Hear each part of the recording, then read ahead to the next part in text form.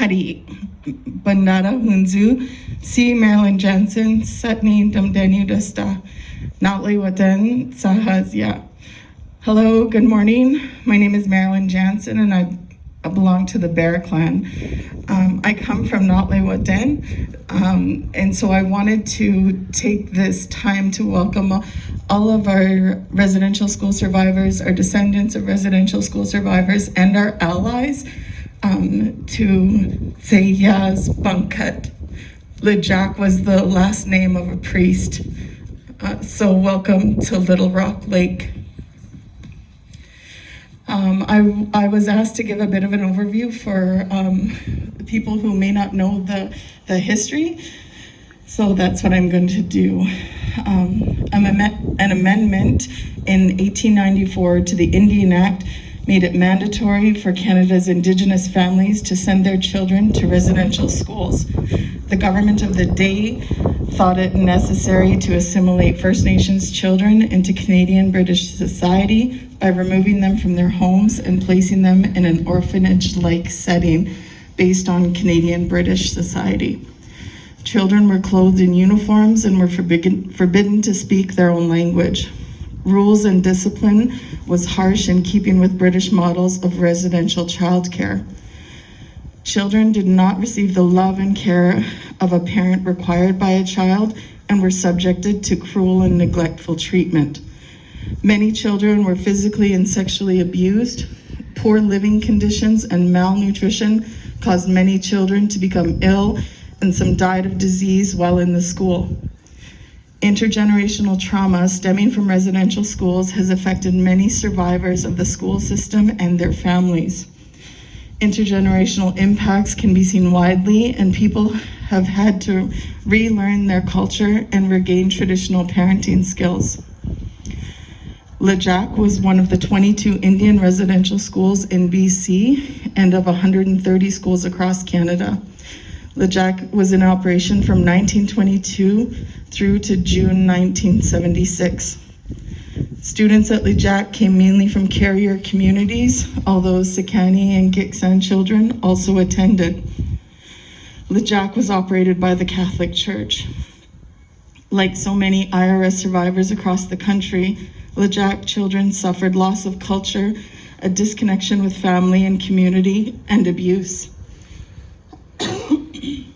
The school was torn down shortly after it closed in 1976 to remove the physical reminder of the school for the residents who suffered there.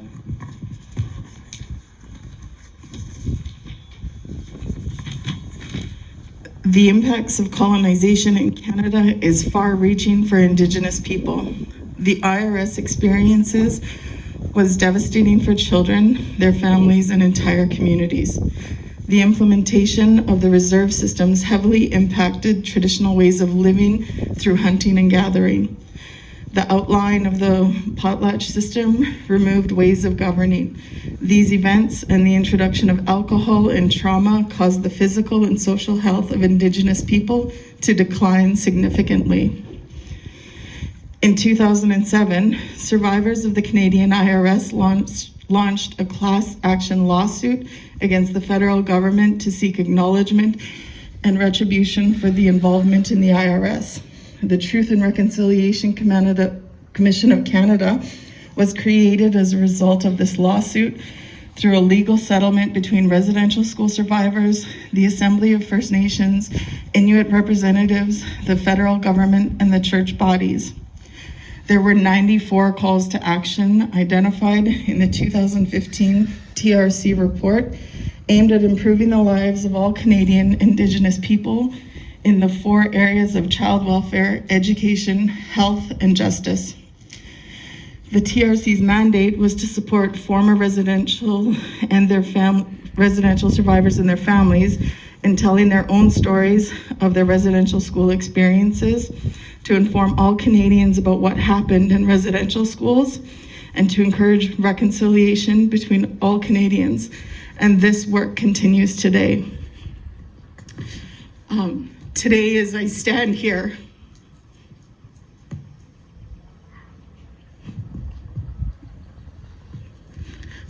I remember all 4 of my grandparents who went to residential school. And most specifically, my grandmother, Cecile Ketlow. She went to both LeJac and Kamloops. And I'm not wearing an orange shirt today, but I'm wearing a token of hers that she was given as a gift from the first Healing the Healers group.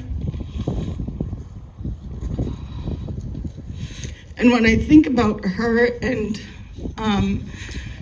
when the finding of the children happened, I immediately thought of her because I know she went there, and I wondered about the pain that she suffered, and I wondered if she knew about those unmarked graves.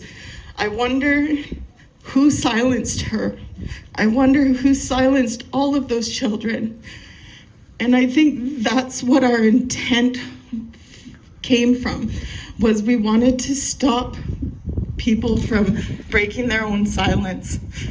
Our intent for these next 3 days, for these next ceremony, is to stop the silence, to get people talking, to get people connecting, to remember not only the children that are found, but the children that they haven't found yet,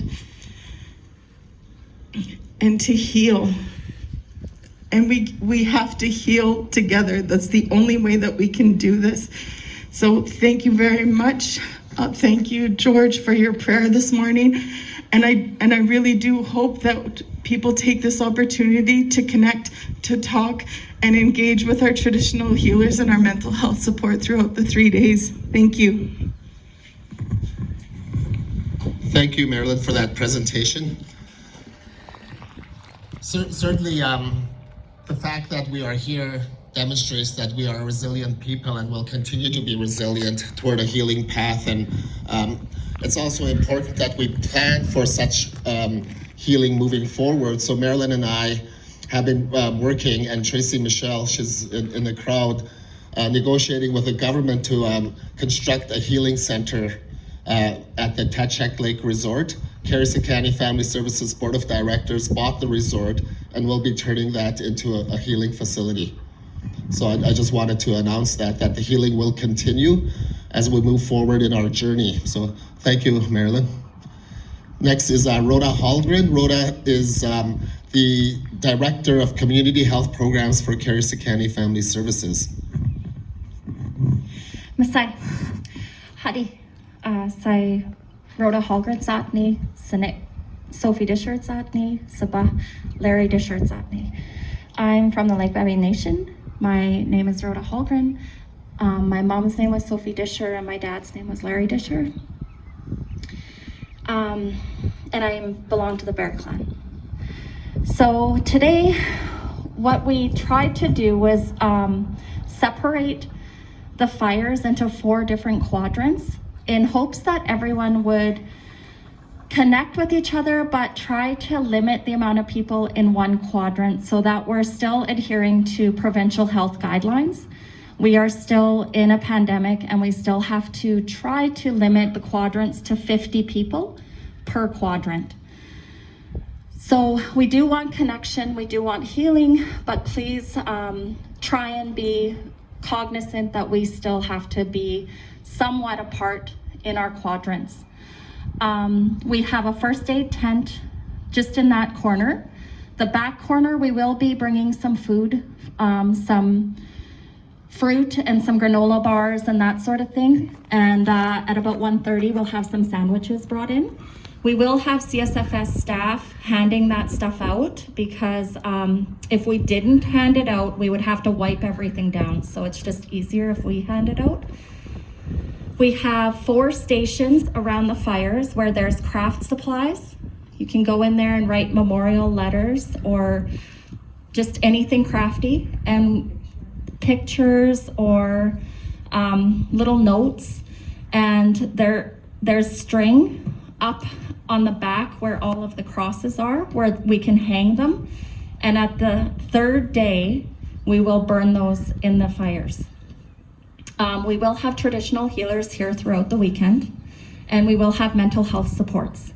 We have the Ada Dene healers in the back tent, the fully zippered tent.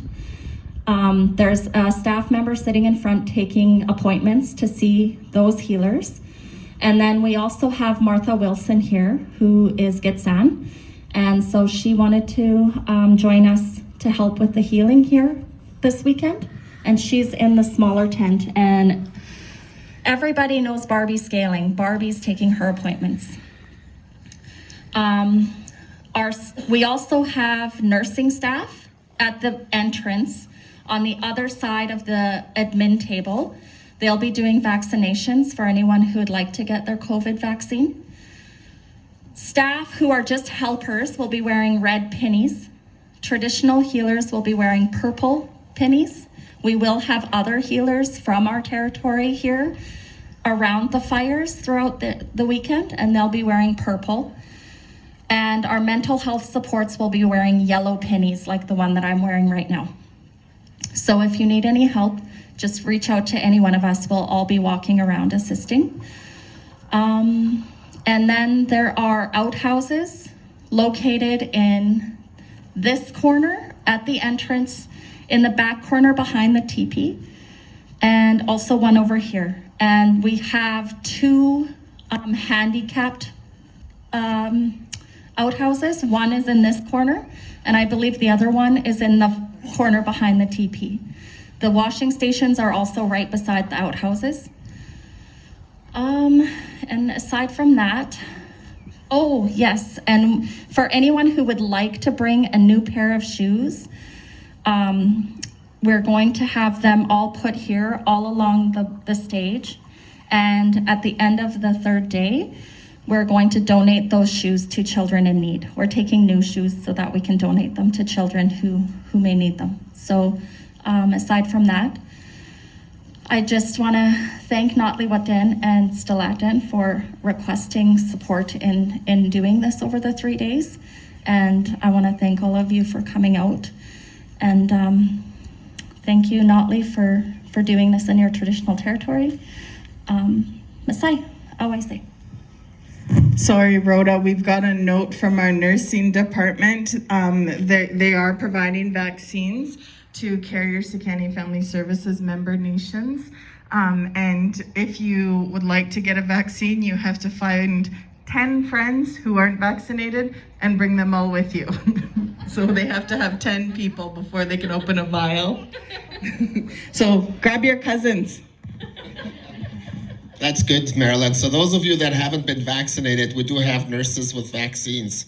So I think it's important to get vaccinated so that we can enjoy more gatherings such as this moving forward. Part of the symbolism of the fires is the 4 directions, north, east, south, and west, signifying that, we are all one universe and one people.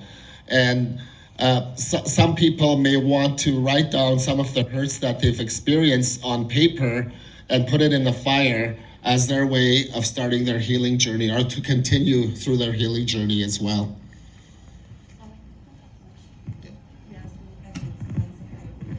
Yeah.